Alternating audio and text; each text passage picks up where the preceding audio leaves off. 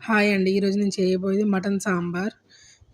దానికోసం ముందుగా ఒక హాఫ్ కేజీ మటన్ తీసుకొని 2 సార్లు వాష్ చేసుకొని, 2 టేబుల్ స్పూన్ల కారం, 2 టేబుల్ స్పూన్ల సాల్ట్, 1 టేబుల్ స్పూన్ అల్లం వెల్లుల్లి పేస్ట్, 1 టేబుల్ స్పూన్ పసుపు, 2 టేబుల్ స్పూన్ల ఆయిల్ వేసి ఒక 2 మినిట్స్ మంచిగా కలపండి. ఆయిల్, కారం, పసుపు అన్నీ మటన్‌కి పట్టేలా ఒక 2 మినిట్స్ అయితే కలిపిన తర్వాత ఇప్పుడు దాన్ని తీసి స్టవ్ పై ఉంచండి. ఒక 5 మినిట్స్ హై ఫ్లేమ్‌లోనే ఉంచి తర్వాత ఒక 5 మినిట్స్‌కి ఒకసారి 2 టైమ్స్ కలుపుకోవాలి. మటన్ 50% ఇప్పుడే ఉడికేలా చూసుకోండి.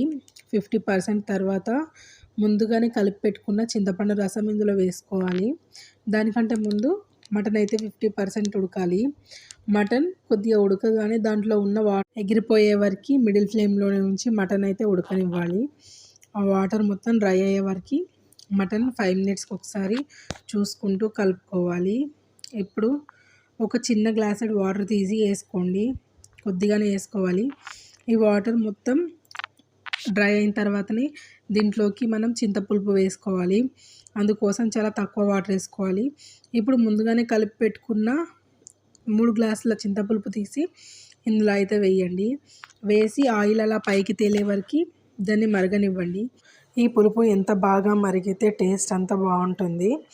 అందుకే దాన్నైతే మంచిగా ఒక 20 మినిట్స్ మరగనివ్వండి. ఇప్పుడు ముందుగానే కడిగి నానబెట్టుకున్న బియ్యాన్ని ఇప్పుడు మిక్సీ జార్లో వేసుకోవాలి. దీనికన్నా ముందే ఒక హాఫ్ అన్ అవర్ ముందు నానబెట్టండి. మిక్సీ జార్లో వేసి మంచిగా మెత్తగా గ్రైండ్ చేసుకోండి.